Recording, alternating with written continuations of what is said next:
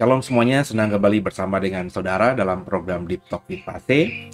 Dan pada kesempatan malam minggu ini saya minta waktu saudara sebentar gitu ya, untuk kita sama-sama ya melanjutkan tadarusan Alkitab kita supaya malam minggu nggak lewat begitu aja, tapi juga kita dapat berkat Tuhan yang luar biasa. Dan kalau saudara sudah sering ada di channel YouTube The Warriors ini, berarti saudara juga memahami bahwa gereja kita, The Way, itu bukan cuma beribadah di hari Minggu, tapi juga beribadah di hari Sabtu dalam program Digital Ministry. Di hari Sabtu pagi tadi ada, setiap Sabtu pagi jam 6 biasanya, itu ada ibadah Sabat Shalom ya. Jadi hanya 1 jam saja, jadi sebelum kita weekend, malam mingguan, pagi-pagi kita beribadah kepada Tuhan, dan di sore hari seperti jam sekarang ditayangkan, kita bertadarusan Alkitab, terus kita bisa melanjutkan nanti malam mingguannya, dan besok kita beribadah kembali di The Way. Bapak Ibu yang tidak tinggal di Serpong dan sekitarnya, don't worry, kita live streaming terus. Besok saya akan khotbah soal dunia akhir zaman, dan saya bicara tentang topik yang menarik ya. Topik yang mungkin kalau nanti saya munculkan thumbnailnya, saudara berpikir macam-macam. Padahal bukan saya mencari sensasi, teman. Memang banyak kita tidak memahami arti kata yang sebenarnya ya. Jadi tungguin ya, besok kita jam 11 live streaming dunia akhir zaman di dalam ibadah Minggu Raya. Dan saya percaya apa yang saya siapkan, yang Tuhan taruhkan di hati saya dan pikiran saya, yang akan saya bagikan kepada saudara di minggu besok ini, sesuatu yang jadi berkat buat semuanya ya. Dan sebelum kita mulai, kita tundukkan kepala, kita doa. Bapa, makasih buat hari ini, dan kami akan melanjutkan tadarusan Alkitab kami. Maka tolong kami, bicara kepada kami, jangan satupun kami yang kau lalui. Haleluya, amin.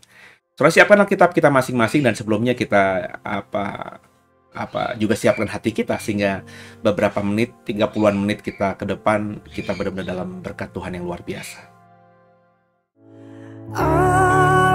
Mengerti Allah peduli segala persoalan yang kita hadapi, tak akan pernah dibiarkannya ku bergumul sendiri, sebab Allah mengerti.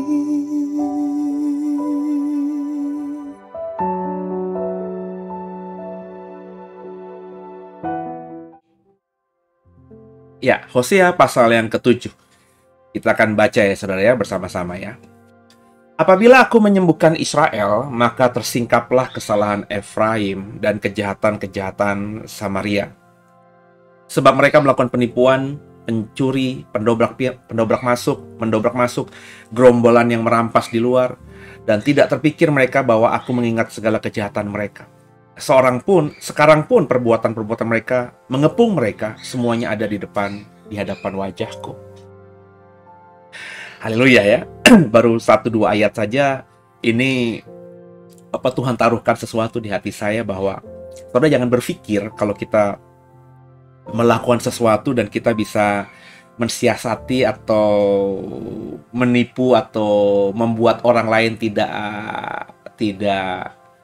tahu ya, atau tidak sadar, itu kemudian ketika kita bisa selamat ya, bisa menipu mereka dengan baik, terus Tuhan tidak tahu gitu. Ya, di Indonesia sambil contoh ya, lembaga penegak hukum kan ada polisi, kejaksaan, KPK gitu ya. Jangan berpikir misalnya ketika saudara korupsi uang rakyat gitu ya, misalnya ya. Terus polisi karena semuanya teman saudara, jadi mereka tidak berani ngutik-ngutik saudara. Kejaksaan juga demikian. Terus kita bisa lolos begitu saja ya. Bahkan KPK yang katanya menakutkan itu pun juga ya karena kita siasatnya licin gitu ya. Kita tidak bisa disentuh dengan pasal-pasal dengan semua kehebatan mereka sehingga kita tetap korupsi aman. Terus kita berhasil mengelabui mereka semua, kita berhasil menipu rakyat Indonesia dengan mengambil uang atau jatah uang rakyat untuk kita nikmati, keluargamu nikmati, dan kita berpikir kita aman begitu. Mungkin kita bawa uang itu ke gereja, kembalikan kepada Tuhan lewat persembahan, persepuluhan. Kau dihormati oleh pendetamu, gembalamu, gerejamu, karena persembahan yang kau berikan selalu nominalnya besar. Kau berpikir kau sudah aman. No. Enggak. Perhatikan baik-baik. Ketika aku menyembuhkan Israel, maka tersingkaplah kesalahan Efraim, kejahatan Samaria. Efraim dan Samaria ya Israel, saudara. Jadi ketika Tuhan memulihkan kita, Tuhan mau menyembuhkan kita, Tuhan mau memulihkan kita, semua borok-borok kita itu tersingkap. Maksudnya tersingkap itu jangan berpikir ketika kita minta ampun sama Tuhan untuk satu hal, terus Tuhan ampuni kita, Tuhan putihkan kita, terus dosa-dosa lain yang tidak kita akui di hadapan Tuhan itu jangan kau berpikir Tuhan nggak tahu. Tuhan tahu. Nggak ada yang tersembunyi di mata Tuhan. Itu yang ayat-ayat ini mau katakan. Apalagi kalau kita tidak dipulihkan Tuhan. Semua tadi, meskipun orang-orang lain, manusia-manusia lain, orang-orang sekitar kita tidak tahu apa yang kita lakukan, tapi Alkitab katakan di ayat 2 tadi, semua perbuatan jahat kita yang telanjang di mata Tuhan itu mengepung kita. Jadi saya masih heran kalau ada orang Kristen yang berpikir bahwa saya mau melakukan ini, saya tahu dosa, tapi gampang lah. Ya. Orang-orang nggak akan tahu. Dan ketika merasa orang-orang nggak akan tahu akan dosa yang kita mau perbuat, kita juga berpikir akhirnya, Tuhan juga nggak tahu. Come on. Masakan Tuhan tidak tahu apa yang kita perbuat, meskipun kita lakukan itu di tempat yang paling gelap sekalipun. Ya dulu zaman saya kecil, saya sering, ya mungkin tidak salah ya, pengkhotbah, pendeta, atau guru sekolah minggu mengatakan bahwa Tuhan ada di gereja, terus Tuhan tidak ada di tempat-tempat yang jahat. Ya. Sehingga saya tuh akhirnya bertumbuh dengan persepsi kalau di tempat yang jahat, tempat judi, ya, terus juga pelacuran, terus tempat orang mabok-mabokan, zaman saya dulu muda, tempat orang ngeganja, gitu ya. Itu nggak ada Tuhan, karena itu tempat yang najis, tempat yang kotor, tempat yang penuh dengan dosa. Jadi saya berpikir santai aja. Saya masih ingat zaman saya SMP, SMA, itu kalau beberapa tahun belakangan ini ada orang pelihara cupang, ikan ya. Itu untuk hias. Harganya bisa jutaan, belasan juta, puluhan juta. Saya pernah lihat ada ikan harganya puluhan juta. Cupang kecil. Warnanya keren sih, tapi saya juga di mata saya karena saya tidak penikmat dan tidak ahli, ya sekedar keren aja gitu. Saya geleng-geleng kepala kalau ada orang beli sampai jutaan ikan cupang gitu. Zaman saya kecil ikan cupang hias tuh ada, cuman tidak sepopuler kemarin-kemarin ini. Yang populer tuh ikan cupang aduan. Jadi saya sempat zaman saya SMP SMA tuh, zaman saya belum bertobat bener ya saudara, ini zaman jadul ya. Saya sampai tahu mana peternak ikan cupang aduan yang paling bagus, yang bahkan rumahnya jauh ya. Tetap di daerah Jakarta Barat, karena saya dulu kan nggak punya motor, nggak punya mobil, dan juga nggak tahu dunia luar gitu ya. Saya hanya tahu lingkungan Jakarta Barat ya. Ya paling jauh ke Tanah Abang lah, Jakarta Pusat ya. Tapi saya muter-muter sampai ke daerah Pos Pengumben, Joglo, ya Meruya Selatan, ya terus juga ke daerah Cengkareng sana, ya perbatasan dengan bandara sana, pokoknya Jakarta Barat gitu ya. Saya sama teman-teman saya tuh belikan, ya. Dan ketika kita sudah treatment sedemikian rupa, terus kita bawa ikan kita untuk kita adu, ya itu kan diadu ya ada taruhannya. Taruhannya memang tidak sampai juta-jutaan gitu ya, namanya anak muda gitu ya. Saya lupa berapa lah ya, tapi ada taruhannya gitu ya. Saya Kristen, saya sudah sekolah minggu, aktif di kaum pemuda, bahkan pengurus kalau nggak salah. Tapi tadi ya, berpikir bahwa ya di tempat itu karena di situ taruhan, di situ orang sedikit judi karena meskipun nggak bawa ikan, ada orang taruhan megang ikan saya atau ikan lawan saya gitu ya. Taruh duit di situ, ada bandarnya gitu ya. Saya berpikir saya santai aja, kenapa? Kan di otak saya nggak ada Tuhan lah, ini tempat penuh dusta, tempat penuh dosa. Tapi sekarang saya tentu tidak berpikir begitu. Ya sama, saya dulu berpikir kalau di gereja itu tempat yang kudus, maka jangan macam-macam lah. Berbuat dosa di gereja itu gampang ketahuan, karena Tuhan itu benar-benar hadiratnya ada di situ. Sehingga berpikir di gereja ya nggak mungkin ada setan. Setan mana berani gitu. Setan paling ada di halaman gereja atau di pojokan-pojokan gereja, di luar gereja gitu ya. Tapi dalam gerejanya di mana ada salib besar, ada mimbar tinggi, itu nggak mungkin ada lah. Ya dibilang lugu tapi cenderung bodoh dan goblok lah. Menurut saya punya iman seperti itu. Ya dulu saya harus akui saya seperti itu. Ya sekarang mah Tuhan bisa lihat di mana aja. Saudara bermain dosa di tempat yang paling dosa sekalipun di dunia ini, Tuhan ada di situ. Mata Tuhan melihat. Ya, sehingga akhirnya ketika Tuhan saja sanggup, Tuhan ada di tempat yang itu dan melihat. Ya. Saudara bermufakat sedemikian rupa, bersiasat sedemikian rupa untuk menutupi dosamu, nggak akan bisa karena Tuhan melihat. So bertobat pada malam minggu ini. Saya nggak tahu apa yang kau kerjakan malam minggu ini. Kalau kau sedang berniat berbuat dosa, bertobat. Belum, pertobatanmu nanti tiada gunanya. Oke? Lanjut.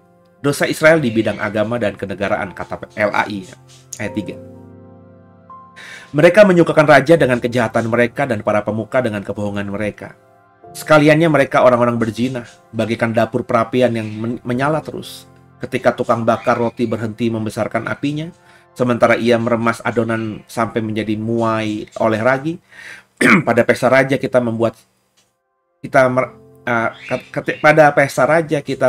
mereka membuat sakit para pemuka dengan anggur yang menghangatkan. Ia bersekutu dengan para pencemooh. Batin mereka seperti dapur perapian, hati mereka menyala-nyala, semalam-malaman murka mereka surut, pada waktu pagi menyala kembali seperti api yang menjilat. Mereka semua sudah panas seperti dapur perapian dan memakan habis para hakim mereka. Semua raja mereka sudah tewas, tidak ada seorang di antara mereka yang berseru kepadaku. Efraim mencampurkan dirinya di antara bangsa-bangsa, Efraim telah menjadi roti bundar yang tidak dibalik. Orang-orang luar memakan habis kekuatannya, tapi ia sendiri tidak mengetahuinya. Juga ia sudah banyak berubah, tapi ia sendiri tidak mengetahuinya. Kecongkakan Israel menjadi saksi terhadap dirinya, namun mereka tidak berbalik kepada Tuhan Allah mereka, dan tidak mencari Dia kendati semuanya ini. Efraim telah menjadi merpati tolol, tidak berakal, dengan memanggil kepada Mesir, dengan pergi kepada Asyur. Apabila mereka pergi, aku akan membentangkan jaringku ke atas mereka, dan aku akan menurunkan mereka seperti burung-burung di udara. Aku akan menghajar mereka karena kejahatan-kejahatan mereka. Celakalah mereka sebab mereka melarikan diri daripadaku. Binasalah mereka sebab mereka memberontak terhadap aku. Aku ini mau menebus mereka, tapi mereka berdusta terhadap aku. Seruan mereka kepadaku tidak keluar dari hatinya, tapi mereka meratap di pembaringan mereka. Mereka menoreh-noreh diri karena gandum dan anggur, dan mereka berontak terhadap aku. Sekalipun aku melatih dan menguatkan lengan-lengan mereka, namun mereka merancang kejahatan terhadap aku. Mereka berbalik kepada Baal, mereka seperti busur tipu. Pemuka-pemuka mereka tewas oleh pedang karena ucapan mereka yang kasar. Inilah yang akan menjadi olok-olok kepada mereka di tanah Mesir.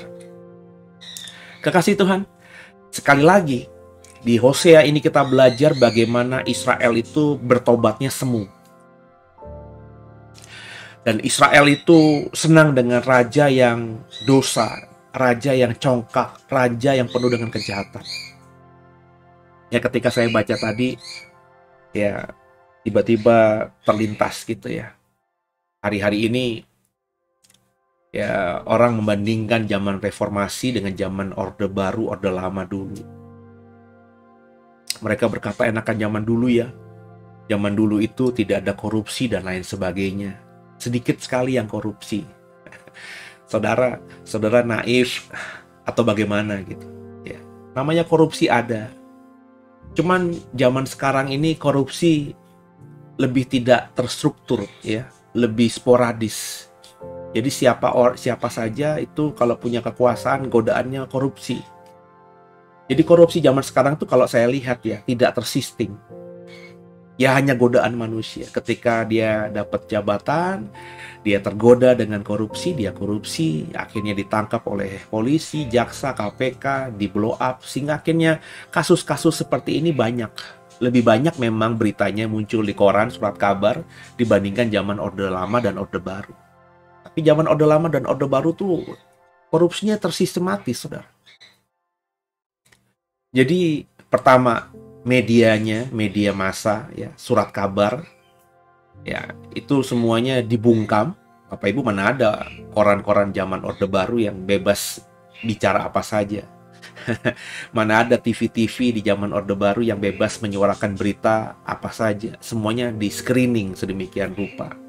Nggak ada internet, nggak ada orang bisa posting macam-macam, polisi korup, lurah korup. Nggak ada yang berani. Dan nggak ada teknologinya zaman itu. Jadi orang korupsi itu by system gitu. Yang penguasa lah yang menjalankan sistemnya.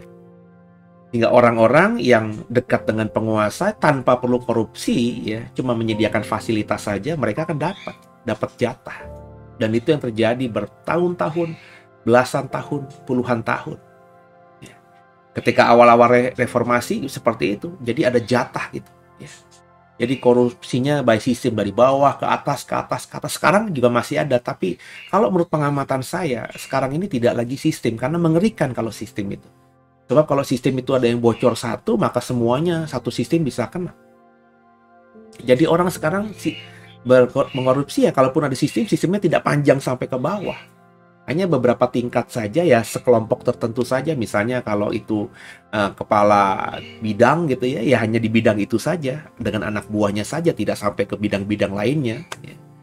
Kalau itu ya satu direktorat gitu ya, ya mungkin kepala direktoratnya saja dan beberapa orang-orang di bawahnya yang dia percaya saja. Yang lainnya mungkin nggak tahu. Jadi sekarang ini ya modelnya seperti itu. Jadi dari ayat bacaan kita, itu kita yang memang penuh dengan dosa. Kita yang sudah berdosa ini suka sama pemimpin-pemimpin yang berdosa juga. Kenapa? Karena dengan pemimpin yang berdosa juga kita lebih gampang berdosa. Tidak ada ya takutnya lagi. Ya. Sehingga ketika kita hari ini ya di zaman ini ya melihat banyak sekali korupsi dan akhirnya terbesit dalam kepala kita, iyalah kalau kita nggak korupsi kita gimana dapat uangnya, kapan kita kayanya. Akhirnya itu menimbulkan juga keinginan untuk korupsi dalam konteks kita yang kecil, mungkin kita orang bawahan. Ada OB disuruh sama pegawai kantornya, beliin saya makan siang dong, warteg ya. Ya. Ini uangnya dikasih 50.000 gitu ya. Mau makan apa Pak? Ya saya itu aja, ayam, sayur, sama sambel. Nanti minta kerupuk aja lah, sama kering tempe. Maka OB ini datang pas jam makan siang, ini Pak, sesuai ayam, terik tempe, sambel, kerupuk gitu ya. Harganya kalau di warteg mungkin cuma sekitar 17.000, di upgrade sama si OB-nya. Berapa? Ya 21 Pak. Dia cuma ambil 4.000. Ya hitung-hitung ongkos pulang pergi lah. Kata dia gitu ya. Nah namanya bos gitu ya. Atasan yang nyuruh tentu pas dikasih 21.000. Pas dikasih kembalian, dah itu apa namanya. Saya kembaliin aja 25, 4.000-nya buat kamu. Jadi 4.000-nya tuh legal. Tapi dari 17.000 ke 21 ya. Itu berarti 4.000-nya dia korupsi. Dia dapat 8.000. Ya. Ini sesuatu yang bagi saya jahat, saudara ya. Dan ini sesuatu yang sudah biasa terjadi. Apalagi kalau si OB ini melihat bahwa orang yang sering nyuruh-nyuruh dia ini memang korup juga. Ya, dia bisa duga lah duit dari mana dia. Ya udahlah sekalian gue juga. Makanya kalau orang itu punya pemimpin yang memang sering korupsi, sering culas gitu ya, sering mengambil sesuatu yang bukan haknya, itu kalau bawahannya itu tipikalnya sama, seneng ya. Maka akhirnya ketika ya dalam sistem politik kita ya, rakyat itu ya melihat juga, memilih juga. Kalau rakyatnya semuanya, maafkan saya, bajingan, ya akan memilih pemimpin bajingan. Kalau rakyatnya semuanya sukanya yang hidup santai, ya maka pasti akan milih pemimpin yang menjanjikan hal itu. Makanya hari-hari ini saya selalu berkata, nabi palsu itu muncul karena memang jemaat Kristen di Indonesia ini, khususnya di Indonesia, ya masih bodoh-bodoh. Ya, suka tentang hal-hal yang bersifat nubuatan, suka tentang hal-hal yang bersifat ramalan, suka dengan hal-hal yang bicara mengenai masa depan. Ya, orang Indonesia tuh suka begitu, jemaat tuh suka begitu, sehingga suka nabi-nabi palsu. Orang Indonesia tuh suka mimpi berlebih, ya, kaya raya, keluar negeri, punya private jet, punya yacht, bisa liburan kemana saja, sehingga itu akan mencari pendeta-pendeta yang ngajarin tentang bagaimana menjadi kaya, bagaimana menjadi orang yang diberkati Tuhan, dan berkat itu ukurannya uang. Itu dari bawah, saudara. Dan orang Israel saat itu seperti itu. Mereka jauh dari Tuhan dan mereka suka pemimpin yang tidak juga suka sama Tuhan. Maka akhirnya semuanya jadi sakit. Bukan cuma pribadi, tapi dalam bidang agama, baik imam-imam, bahkan imam besar, baik juga kenegaraan, bahkan raja, semuanya sakit sampai ke bawah-bawahnya sakit. Dikatakan dalam ayat-ayat Efraim, di ayat Hosea 7 ini, Efraim disebut. Bapak Ibu ingat Efraim siapa? Efraim adalah anak Yusuf yang diberkati Tuhan, anak bungsu yang sebenarnya mendapatkan berkat kedua, tapi oleh Yakub mendapatkan berkat tangan kanan.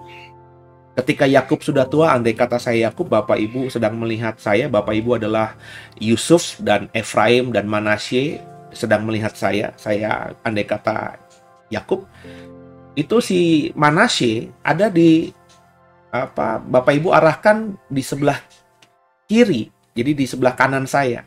Ya, ini si Manasye, dengan harapan Yusuf agar ketika saya Yakub menumpangi tangan kanan saya jatuh ke kepalanya Manasye. Jadi Manasye itu ada dari kaca dari sisinya Manasye itu ada di kirinya kakeknya Yakub, tapi dari sisi saya Yakub, Manasye itu di kanan saya.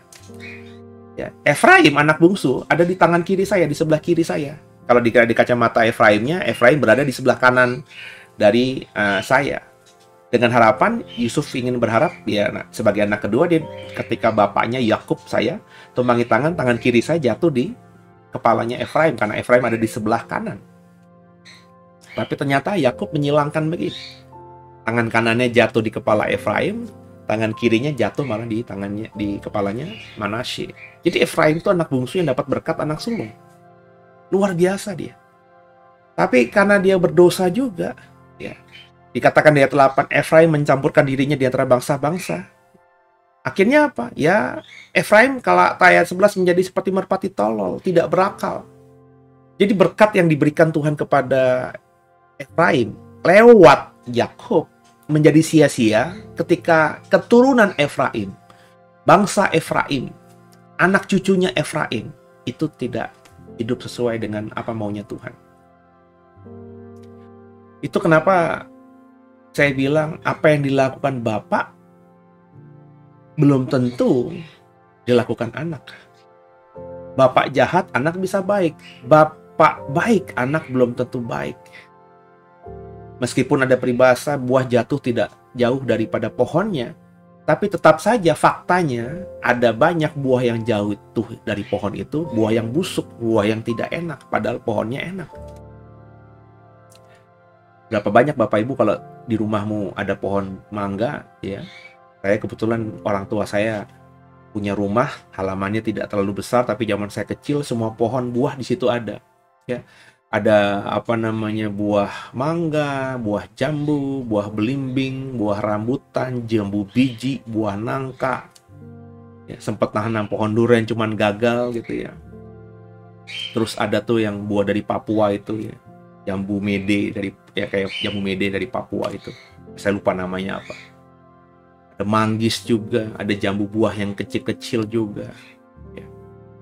Dan ketika panen mangga, saya masih ingat meskipun pohon mangga di rumah orang tua saya itu selalu menghasilkan buah mangga yang manis karena itu buah mangga harum manis gitu ya. Ya, mana lagi atau harum manis saya lupa gitu. Pokoknya manis lah gitu ya, gede gitu. Ya, terus buahnya tuh tidak keras, agak lembut gitu ya. Tapi ada aja, tetap aja dalam panen mangga itu ada buah-buah tertentu yang tidak baik, asam, kecut. Padahal pohonnya menghasilkan buah-buah yang manis kebanyakan. Jadi Efraim tuh seperti itu akhirnya. Jadi tidak menjadi jaminan kau punya kakek yang hebat, kau punya ayah yang hebat, kau akan jadi orang hebat. Juga tidak menjadi sesuatu yang biasa bahwa kalau kau lahir dari kakek yang miskin, orang tua miskin, maka kau akan jadi orang yang miskin juga. Jadi belum tentu karena kakekmu pendeta, kita akan jadi hamba Tuhan. Belum tentu kakekmu bajingan, narapidana, residivis, kita akan jadi orang jahat juga. Yang saya mau katakan, bagaimana kita hari ini? Jangan berbuat hal yang bodoh seperti yang dilakukan oleh Israel, yang dilakukan oleh Efraim, yang dilakukan oleh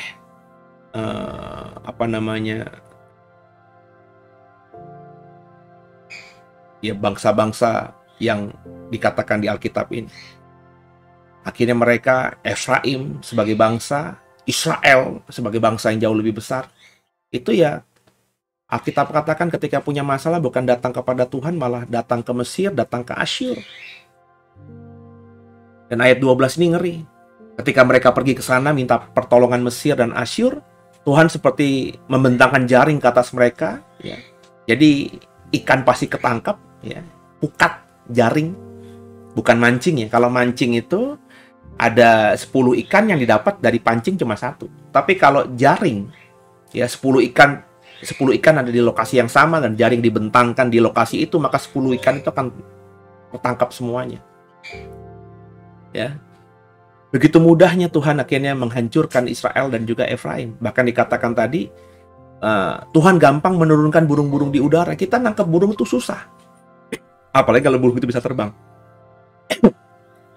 Saya punya peliharaan ya beberapa ya burung yang sering keluar kandang tuh burung murai saya. Ya lupa ya namanya orang, lagi bersihin kandang, ya satu kandang kebuka sehingga burungnya terbang itu biasa. Cuman karena burung terbiasa di kandang, ketika dia keluar dia nggak bisa langsung terbang cepat atau terbang tinggi gitu, karena ya saya belinya kan sejak dia masih kecil gitu ya. Jadi ya seukuran kandang itu saja dia bisa kepakan sayap. Tapi tetap ketika dia keluar kandang, ya meskipun dia tidak bisa langsung terbang kemana-mana gitu ya, masih di area rumah saja, tetap saja kan susah nangkepnya ya. Dan saya harus ambil spray air gitu ya, untuk saya siramin bulu-bulunya supaya dia semakin, kalau bulu burung itu berat, dia nggak bisa kepakin sayapnya dan akhirnya ya cuma jalan kayak ayam saja. Dan kalau sudah seperti itu lebih mudah kita menangkapnya. Saya saja nangkep burung satu yang lepas dari kandang aja butuh teknologi spray, butuh effort yang cukup susah gitu ya. Apalagi kalau burung itu burung liar, gimana saya nembak satu dari ratusan burung dilepak di alam, paling saya hanya bisa nembak ya, kalau itu diizinkan ya, hanya satu yang jatuh. Itu pun pasti dari 10 tembakan hanya satu yang kena, itu pun udah bagus, 1/10. 9 peluru nggak kembali, 1 peluru bisa membuat burung itu jatuh satu. Itu udah bagus banget, itu udah level ahli lah. Kalau orang awam belum tentu. 100 peluru, 100-100-nya meleset. Tapi kalau Tuhan suruh turun burung semuanya. Dia tinggal berfirman, dia menciptakan, dia tinggal berfirman, turun semua, maka burung di angkasa akan turun dan jatuh ke bumi mati. Kita kadang-kadang lupa bahwa kita ini adalah makhluk ciptaan Tuhan. Jadi Kadang-kadang saya geleng-geleng kepala kalau ngelihat ada orang Kristen yang bahkan masih menikmati dosanya. Masih enjoy menikmati dosa. Masih nggak sadar bahwa yang dia lakukan itu dosa. Dan banyak orang Kristen juga meskipun tahu itu dosa, tahu itu menyakitkan hati Tuhan, tapi mereka juga santai-santai aja. Dan lebih miris lagi, ada banyak orang Kristen yang sepertinya sudah bertobat, tapi mereka tidak bertobat dengan sungguh. Ya. Perhatikan ayat 13. Celakalah mereka, sebab mereka melarikan diri daripadaku. Binasalah mereka, sebab mereka memberontak terhadap aku. Aku ini mau menebus mereka. Bayangin, Tuhan tuh selalu mau mengampuni kita loh. Mau menebus kita loh. Mau memberikan anugerahnya buat kita loh. Tapi mereka berdusta terhadap aku. Seruan mereka kepadaku tidak keluar dari hatinya. Jadi banyak orang Kristen dari apa yang saya lihat dari Hosea pasal 7 ini, yang bertobat, Tuhan, Tuhan, Yesus, Yesus, tapi nggak keluar dari hati. Mereka bisa teriakin Yesus karena mereka cuma berpikir, ya ini mungkin pertolongan satu-satunya ya. Ini aku udah susah, aku udah bangkrut, aku sudah sakit, divonis dokter sakit, mau mati. Ya udah teriaknya Yesus, Yesus tolong, tolong. Tapi nggak dari hati. Mereka mengucap, mereka teriak, mereka panggil Tuhan, tapi karena kondisi mereka yang tidak mereka bisa selesaikan dengan kuat gagahnya sendiri. Andai kata mereka punya kekuatan, mereka tentu tidak akan berteriak kepada Yesus. Andai kata orang yang divonis sakit ini di rumah sakit di Indonesia tidak sanggup, mereka punya uang, mereka mungkin tidak berteriak kepada Yesus. Mereka akan bilang, oke, kita pergi ke Singapura, kita pergi ke Amerika, kita cari dokter yang paling ahli di dunia ini karena uangnya banyak. Orang yang sedang benar-benar besok nggak tahu makan apa karena uangnya habis, nggak punya lagi uang, nggak ada lagi sesuatu yang bisa dijual. Jadi hari ini mereka sudah puasa, sudah kelaparan, besok mereka pikir mereka akan mati. Mereka mungkin bisa berteriak, Tuhan, Tuhan tolong aku. Kenapa? Karena ya mereka tidak punya lagi untuk mereka makan, untuk mereka beli. Habis. Tapi bukan dari hati. Andai kata mereka punya uang 10.000 saja, mungkin mereka tidak teriak seperti itu. Andai kata mereka masih punya uang di dompet 100.000 saja, mungkin mereka nggak teriak begitu. Kenapa? Ya udahlah, dengan 100.000 besok kita masih bisa makan meskipun sederhana. Kita beli di warteg aja, lauk dengan nasi 15.000 kita makan bertiga, suami, istri, anak. Ya hanya 2 suap, 3 suap, yang penting kita makan. Masih bisa lah. Dengan 100.000 mereka berpikir dengan cara makan seperti itu, mereka bisalah hidup 3-4 hari lagi.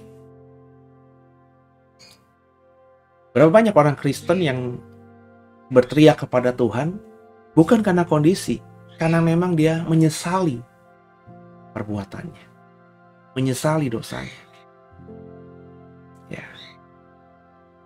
Bahkan dikatakan di ayat yang ke-14, mereka menoreh-noreh diri seperti orang berkabung karena gandum dan anggur.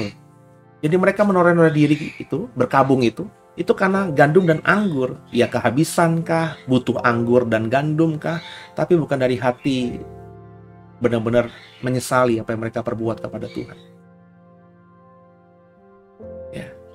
Bahkan Tuhan sudah memulihkan dalam ayat 15 itu keren juga. Sekalipun aku telah melatih dan menguatkan lengan-lengan mereka, Tuhan akhirnya pulihkan mereka, Tuhan akhirnya berkati mereka. Tapi semua berkat pemulihan Tuhan itu justru digunakan mereka untuk merancangkan kejahatan yang lebih keji lagi kepada Tuhan. Banyak orang diberkati. Tuhan memberkati seseorang. Berkat itu bukan dipakai untuk memberkati banyak orang, bukan untuk memuliakan Tuhan, tapi berkat itu dipakai untuk lebih banyak berbuat dosa. Diberkati malah main perempuan, diberkati malah sering judi, diberkati malah narkobaan. Sehingga akhirnya apa? Ya, kalau mereka sudah seperti ini, kayak kata ayat 16, mereka berbalik kepada Baal, mereka seperti busur tipu, pemuka-pemuka mereka akan tewas oleh pedang karena ucapan mereka yang kasar. Dan akhirnya orang-orang seperti ini akan jadi bahan tertawaan. Kasihan ya, tapi kok hidupnya begini. Waduh, terkenal, tapi terkenalnya karena viral, karena dosanya. Ya belum lama ini ada orang kaya, ya ke Indomaret Alfamaret gitu ya, nyuri coklat. Bayangin coklat tuh berapa sih? Di Indomaret itu mana ada sih harga coklat yang ratusan ribu, Pak? Kecuali di supermarket atau hipermarket yang besar ya. Ada coklat-coklat impor gitu yang harganya memang bisa jutaan juga gitu. Tapi di Indomaret, di Alfamaret mana ada coklat harganya ratusan ribu. Ya. Paling coklat apa? Silver Queen. Silver Queen itu masih ya kalau nggak belasan ribu, puluhan ribu lah. Ini orang kaya punya mobil ya. Saya nggak bilang orang kaya banget, tapi punya mobil ya berarti kan hidupnya cukup lah, ya kan? Ngambil itu. Akhirnya viral ya, di TikTok viral, di Instagram viral, di YouTube viral. Mukanya juga tahu. Dikenal orang akhirnya. Ya kayak saya tahu mukanya, tapi kalau ketemu di jalan juga nggak ingat lagi siapa dia gitu. Tapi paling tidak orang-orang di sekitarnya yang kenal dia, yang tadinya nggak berpikir nih orang jahat atau orang yang sering curi, akhirnya kan juga jaga jarak dong. Saudaranya, ini kan si tante ini, tetangganya, loh ini kan yang rumahnya di 2 rumah dari kita, ini kan yang tinggal di komplek kita kan, ini kan ibu yang tinggal di gang itu loh, yang suaminya begini loh. Terus, apa di sekolah anak-anaknya, lu kan nyokap lo nyuri tuh. Terus ibu-ibunya yang arisan, iya tuh, ya lu kamu jangan temenin sama dia ya, itu mamanya tuh tukang curi tuh, ya buah nggak jauh jatuh dari pohonnya. Akhirnya diolok-olok untuk masalah coklat yang belasan ribu. Ini hal yang konyol bagi saya.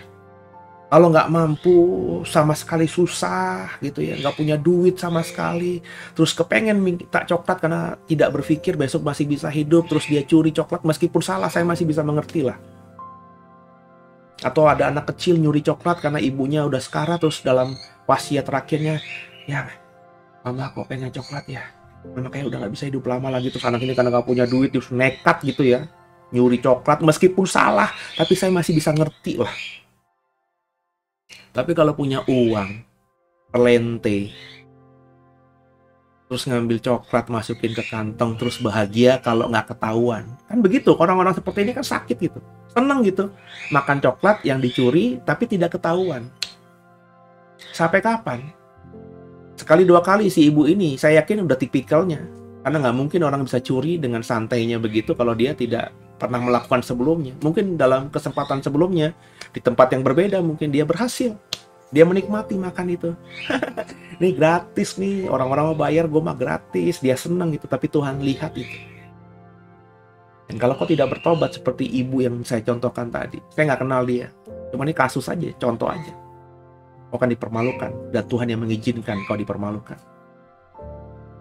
Kalau tidak punya uang, ya nggak usah beli. Kalau ada uang, kalau mau, silakan beli. Tapi jangan berbuat dosa. Semoga dipahami dalam kesempatan ini. Saya mengajak kita untuk benar-benar berubah. Menjadi orang-orang yang hidup benar di hadapan Tuhan.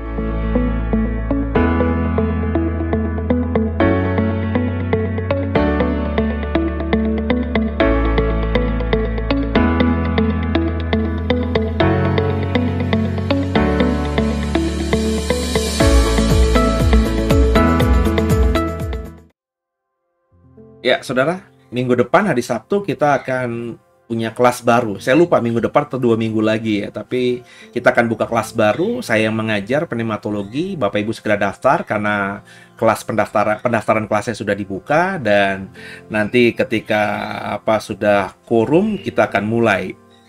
Jadi saya berharap semua yang rindu mau belajar bersama di dalam sekolah Alkitab The Way bisa mendaftar. Biayanya cuma 100.000. Murah sekali ya. Kita dengan 100.000 berarti mensubsidi juga teman-teman atau Bapak Ibu yang ada berkat lebih bisa memberikan lebih supaya kita juga bisa mensubsidi banyak teman, dan uang itu dipakai juga untuk mengembangkan pelayanan digital ministry kita ini. Begitu ya saudara ya. Jadi ditunggu pendaftarannya yang mau belajar bersama dengan kami. Dan kalau diberkati, saudara bisa ditolong di subscribe, di like, dan di share program ini supaya banyak orang lain yang mengenal Tadarus Alkitab The Warriors ini, sehingga bisa bertumbuh iman dalam komunitas kita ini. Dan jangan lupa besok ikuti ibadah live streaming ibadah Minggu Raya. Saya akan bicara tentang dunia akhir zaman dengan subtema yang menarik. Temanya apa, subtemanya apa, ya, nanti ada pengumumannya di YouTube dan di sosial media kita.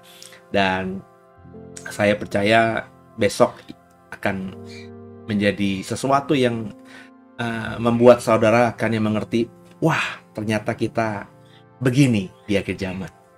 Ternyata ini sudah begini hari ini. Ya, saya akan membagikan terus dan pasti jadi berkat. Gitu ya saudara ya. Dan jangan lupa terus di dalam dukung doa program ini agar program ini semakin jadi berkat. Saya juga akhirnya sehat senantiasa, bisa konsisten, dan channel ini terus bisa beradaptasi, berevolusi, dan bisa bertransformasi menjadi channel pelayanan iman Kristen yang terbaik gitu ya. Terima kasih buat kebersamaannya. Sebelum kita akhiri, kita tundukkan kepala kita doa. Makasih Tuhan buat malam minggu ini. Kami belajar banyak dari Hosea 7. Bagaimana kami harus bertobat bukan setengah hati, tapi dengan hati. Jika tidak, maka seperti Israel akan dipermalukan. Ampuni salah dosa kami. Yesus Kristus adalah Tuhan Juru Selamat kami yang hidup, dan ke dalam tangan-Mu lah kami serahkan tubuh, jiwa, dan roh kami. Haleluya. Amin. Selamat malam minggu. Selamat istirahat. Jangan lupa besok ibadah bersama The Way jam 11 di channel ini. Tuhan Yesus memberkati semuanya. Haleluya.